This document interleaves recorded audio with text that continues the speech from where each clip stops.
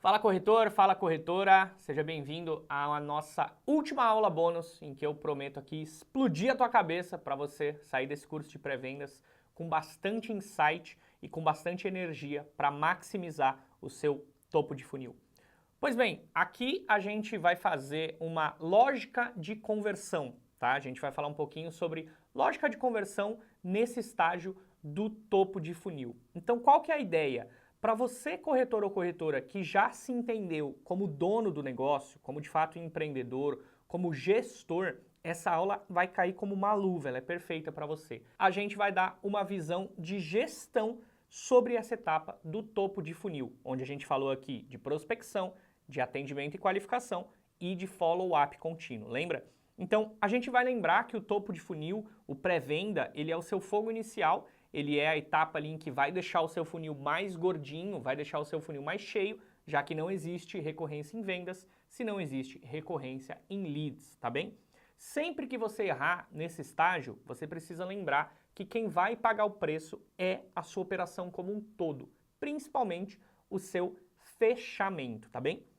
Então, falando sobre gestão e lógica de conversão no topo de funil, eu preciso que você tenha sempre um olhar constante em 4 itens, tá bem? Anota esses 4 itens porque eles são muito importantes para você sempre estar olhando. Primeiro, a geração de leads, como que ela tá? Ela tá satisfatória, pinga lead o necessário, toda a sua equipe tem ali trabalho para a semana toda, para o mês todo. Esses leads são de qualidade, eles avançam para o seu funil ou eles são fake, não tem nada a ver, são leads de corretor que todo mundo já pegou, né? Segundo ponto, a qualidade desses leads, se eles estão dentro do seu PCI, se eles de fato têm potencial de compra e se eles sabem pelo que eles estão comprando. Eu já vi gestor de tráfego trazer leads que não fazem a menor ideia do porquê eles clicaram naquele anúncio, ou até robôs ali de Instagram e de Facebook clicando. Então, segundo ponto é a qualidade dos leads que você gera. Terceiro ponto, os canais que você escolheu, eles são rentáveis, ou seja, os portais, o site, o Google Meu Negócio, as redes sociais, o posicionamento offline, as placas, está se pagando? A grana que volta desses canais realmente é rentável para o seu negócio? Quando eu falo seu negócio, pode ser negócio de uma pessoa só, tá? Pode ser operação de um corretor só, de um vendedor só, mas precisa ser rentável. E 4, o processo de primeiro atendimento, a conversão desse primeiro atendimento para as próximas etapas da jornada, para o agendamento, para o follow-up, para tomar um café na imobiliária, tá contigo, ele realmente consegue ser mensurável, ele realmente consegue ser calculado dentro de cada uma das etapas, ou seja, na prospecção, você sabe quantas pessoas entraram e quantas avançaram? No primeiro atendimento, você sabe com quantas pessoas você falou e quantas te sabonetaram, te deram ali um migué ou seguiram de fato para agendamento de visitas? E no follow-up, você sabe quantos follow-ups você fez antes de descartar um lead, antes de encerrar de fato o atendimento? É sobre isso que eu estou falando aqui, tá bem? Por quê? Quando você tem esse tipo de cenário, você consegue ter uma operação sustentável e muito previsível. E aí você não vai precisar perder o sono por conta de falta de leads e também vai entender o motivo do porquê você não está vendendo. Fica muito mais previsível e um diagnóstico muito mais completo, tá bem?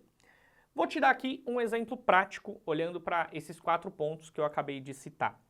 Vamos trazer aqui o corretor Zezinho, que ele já definiu o seu PCI, ele já estruturou os canais de prospecção e ele está hoje recebendo 100 leads por mês. Eu não sei se isso soa bem, se isso soa mal para você, mas o Zezinho recebe ali 100 leads por mês.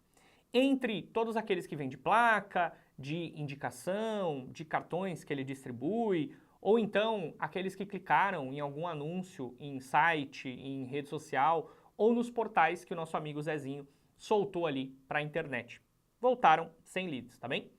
Acontece que no mês passado, o Zezinho só conseguiu contato efetivo com 60 desses leads, sendo que os outros 40 nunca atenderam o telefone ou receberam mensagem e nunca responderam, ou responderam e não seguiram, tá bem? Sumiram, sabe? Desapareceram. Não sei se você já viveu isso algum dia, eu imagino aqui pela minha experiência que sim. Hashtag quem nunca, né? Então, o Zezinho seguiu ali a vida dele, ele foi atendendo com bastante excelência, com encantamento, essas 60 pessoas. Ele conseguiu agendar visita com algumas delas e ele até chegou a colher algumas propostas. Até rolou fechamento aí nesse caso das 60 pessoas. Só que como o nosso curso aqui é de pré-vendas, eu vou deixar de lado a pergunta que está passando na tua cabeça, que é: Rafa, mas quantos ele vendeu? Eu vou deixar de lado um pouco essa pergunta e vou voltar lá atrás, lembrando, olhando para os esquecidos, para os subestimados e ignorados 40 leads que o Zezinho deixou aqui, ó, na mesa, logo no primeiro estágio de atendimento. Lembra que eles não atenderam o telefone, nem respondiam mensagem? Só que depois de uma semana, depois de 15 dias, de um mês, o Zezinho deixou eles de lado e eles não foram repescados. Eles nunca tiveram o atendimento encerrado devidamente. Lembra que a gente fala de encerrar devidamente o atendimento? Então, lembra que a gente falou muito sobre conseguir aproveitar e repescar muito bem a sua base de contatos existentes, além de olhar apenas para aqueles novos leads que chegam? Então, é aí que mora o segredo dessa aula, que é a lógica de conversão.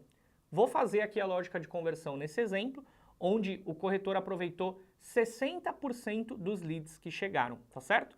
E o restante nunca fez ali um novo trabalho, nunca recebeu uma nova atenção para conseguir rumar, avançar de prospecção, de lead, para um atendimento de fato.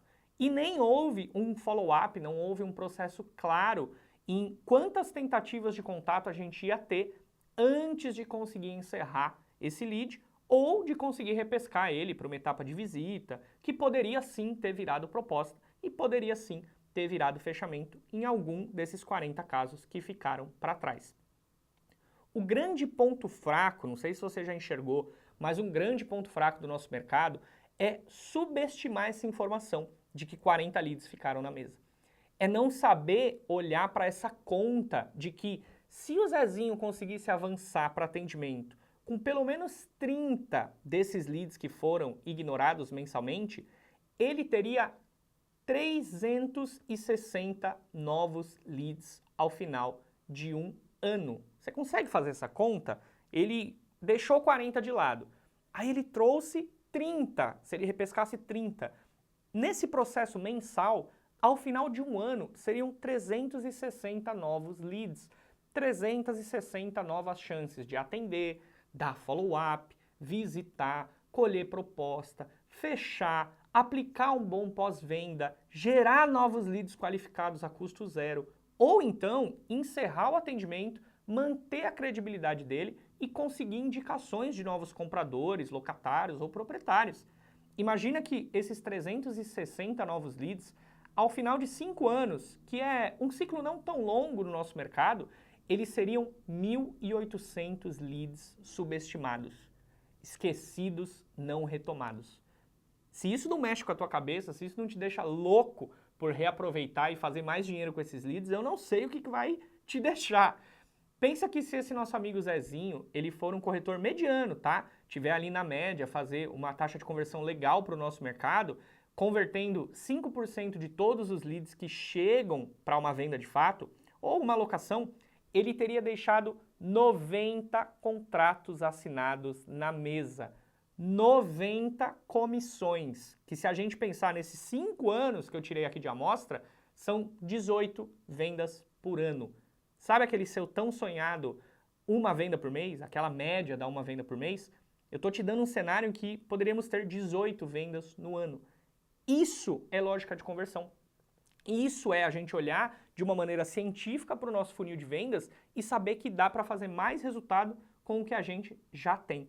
Eu espero que você tenha sentido a tamanha importância, o impacto que essa lógica de conversão possui na etapa aqui de pré-venda. Eu vou deixar também um material auxiliar com esse nosso case fictício que a gente criou aqui juntos do nosso amigo Zezinho, para você poder se inspirar, talvez surtar aí, né, pirar o cabeção, como se diz, e fazer também a sua lógica de conversão.